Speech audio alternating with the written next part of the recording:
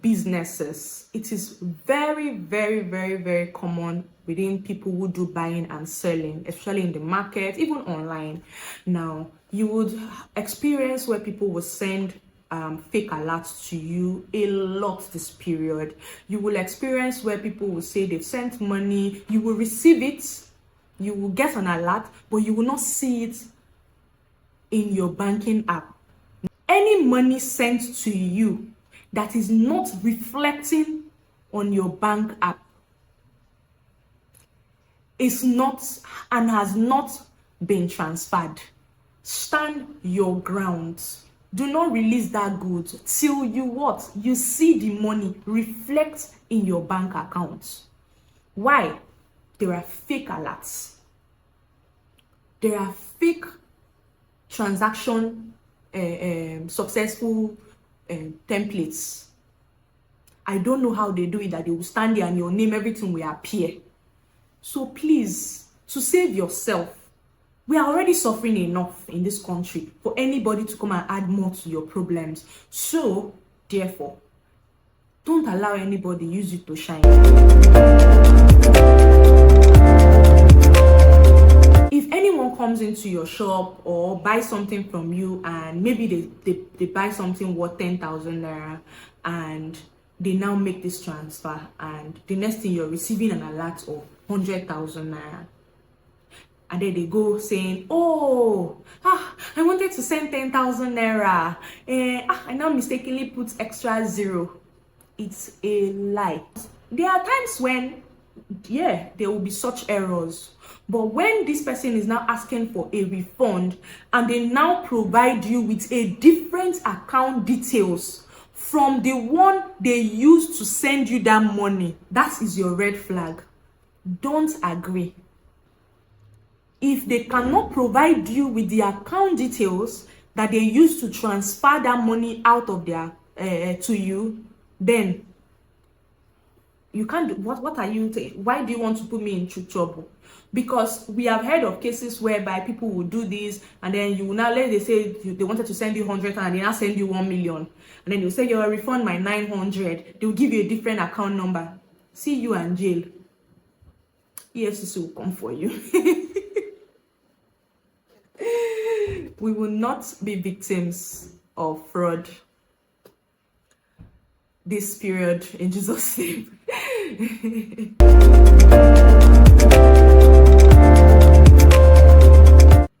For these next tactics, individuals that are being targeted are mostly elderly persons, or should I say people from their 40s to 80s, right? This is the reason. Most of these persons are people who use traditional banks like Access, GT, Union, FCMB, etc., right?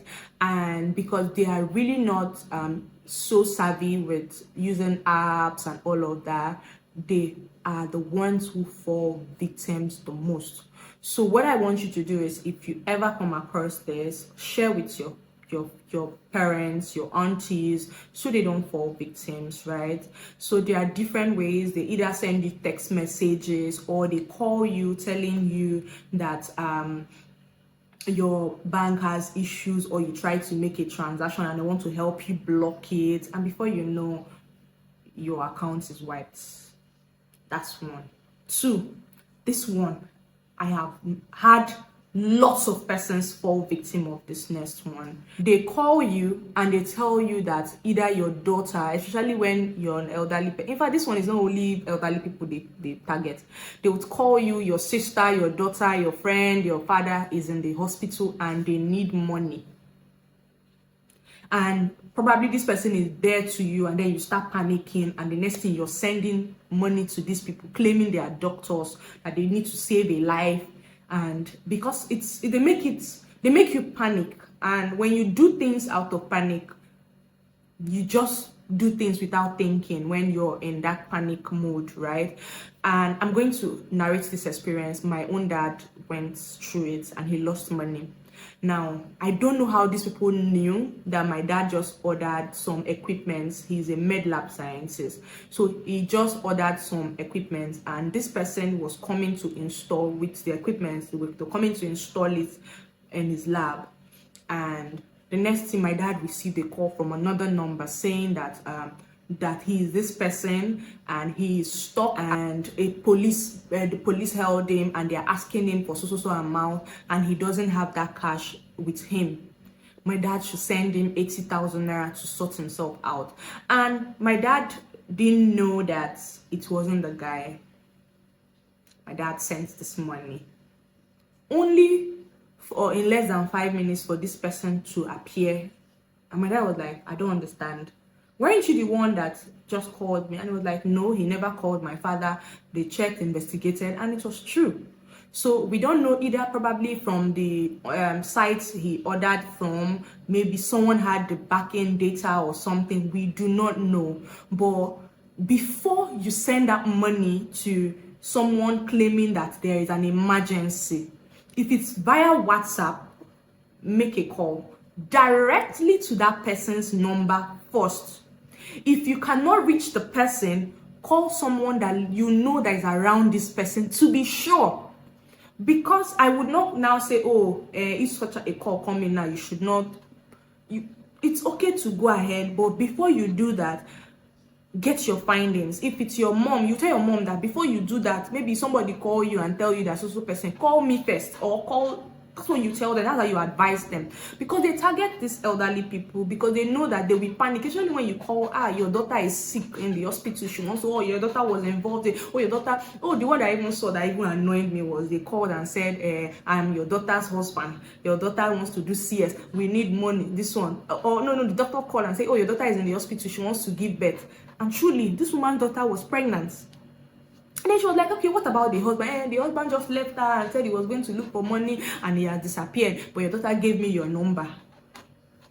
From where to where?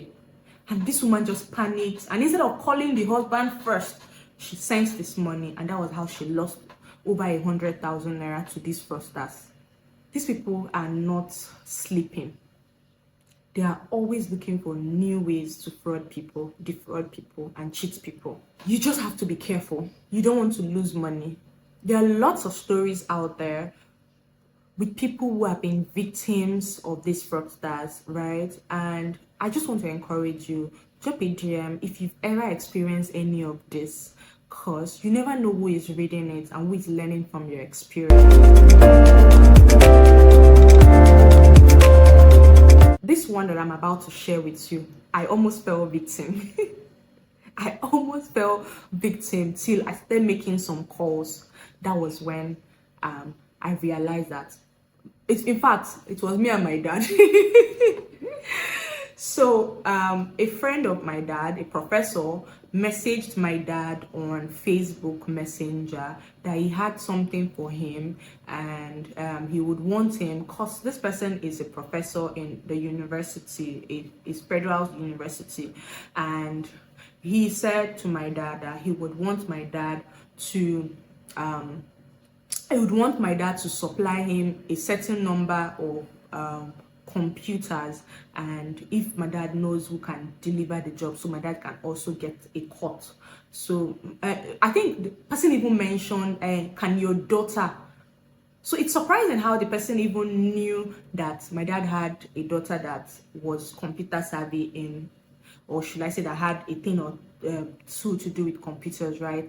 And my dad was like, okay, he will get back to him. My dad now called me and said, that his very good friend messaged him and said, can he supply a computer? I was like, okay, how many? He said 100. I said, okay. So I reached out to one or two persons that I know here in Lagos that would sell to me at a very good rate, and they gave me, I think it was around 150 thereabouts as at that time, early last year.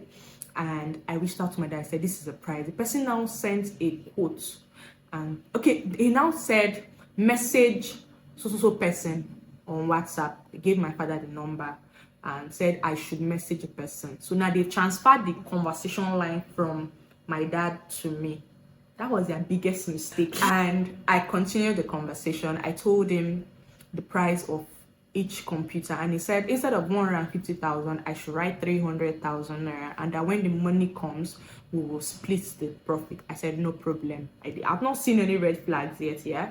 So I should go and write the invoice. So I went back I wrote invoice using someone else's company and I sent it to him. He now said, okay, that's good. He started asking for some documents that it is this document we would use to get the contract. That's where the red flag started coming in. I was like, I don't understand. In my head, that was what I was playing. So I now called a business mentor. He's more like a mentor to me, and I said, Oga, now true say if you want to apply for government contracts, then they ask for so and so details. You know, say yeah, that is true that they need so and so details. You need to be, you need to have some licenses to be able to actually carry out government contracts. So I said okay. So I went back to my friend that was using his company to ask for if he had such document. I think it has to do with tax and all of that, SEC, some other things, right? So I went back to this person and he said he was going to provide them. I said, okay, no problem. It was during that back and forth, I now called my dad and said, Dad, who did you say referred you to? Oh, that was not where I started questioning. They now said I should call someone else. No, not even call. I should send in those documents before so and so time with I think 500,000 naira. And I asked, and I said, what's the 500,000 naira for? The next thing this person told me was the 500,000 naira is to make sure that I get the contract, because I am not the only one that is pitching to be the one to supply this number of computers to the university. I started putting one and two together. Which contracts? Why will I be paying to get a contract? If I'm not getting it fair and there, I'm not doing. And I said, he now said, because the person that is going to submit it to the commissioner or the minister that is going to sign is the one that is asking for the money. And I said, okay, let the person do it. When the contract come, I will give the person so percentage, not even that 500,000 naira. That's what I now told them. We were now talking and talking. So it was then I now started seeing the red flags. And I called my dad. Daddy, who did you say gave you this man's number? He said, it's his prof. I said, okay. I said, how did you meet with the prof? My father said, Facebook, Messenger. Ah, God. I said, Daddy, did you call this person offline? He said, no. Oh yeah, call him. That's how my dad called this prof and told this prof the conversation line that has been going on. Prof shouted. He said, that's not my Facebook account, number one. Number two, I have lost that account a long time ago. Say what now? Are you as shocked as I am? Okay. And he was now like, please disregard though, that I've been getting reports like this. In my head, I'm like, you've been getting reports like nothing, it didn't occur to you, you would put disclaimer on your original Facebook account and your WhatsApp so that people will be aware that someone is using your name to defraud your friends. Well, that's none of my business, so I just left it. So I went back to the man and I messaged him and said, scammer. I got his name, I took the number, I don't know how I got the name, I was able to get, okay, they provided me with an account number. Now, the tricky part about that account number they gave to me, when I took that name to Google, I found out that this person is actually someone in the high ops. So therefore, I am not saying this person is involved in these tricks, but it means that these people have access. I don't know how they do it. They have access to create account numbers with people's names. So you need to be extremely careful to not fall victims of these fraudsters.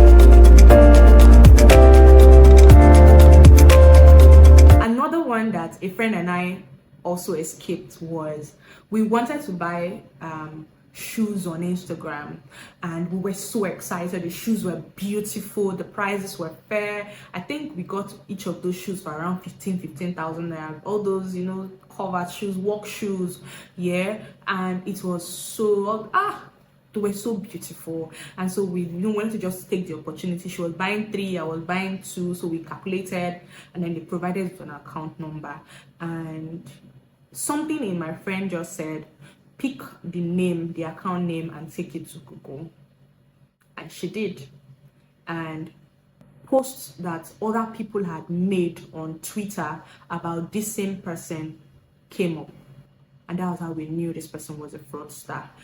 This person would, once you make payment, they will block you. That's how you start crying. So these days, when I want to shop from Instagram, I am super careful. I make sure that you have an address. Oh, there was even this Instagram account that I saw. They have an address. They even have CAC. But when you look at the dynamics of the page, they've changed name more than 10 times. There's something fishy. These are just a few of the scenarios that I am aware of, that I know of. So like I have said while having this conversation, I had stated that if you have ever been a victim at any point, whatever tactics that have ever been used on you, please do not hesitate. I repeat, do not hesitate to share, because if people read more of this, if, for example, the last scenario that I said, if no one had written about this particular person who had defrauded them, we would not have known that this person was a fraudster, and we would have fallen victims of almost 100,000 naira shoes that we were going to buy, right? 70 something, I mean 80 something, 85,000 naira thereabout. We would have fallen victims, and we've not finished eating. We're not going to be dashing somebody 80,000 naira. How now? So I'm encouraging you, share your story, and yeah, thank you. We have come to the end of today's episode on Bolou Rants Lagos, and please do not forget to like, comment, subscribe, and also share with your family and friends. Until next time, I remain Bolou.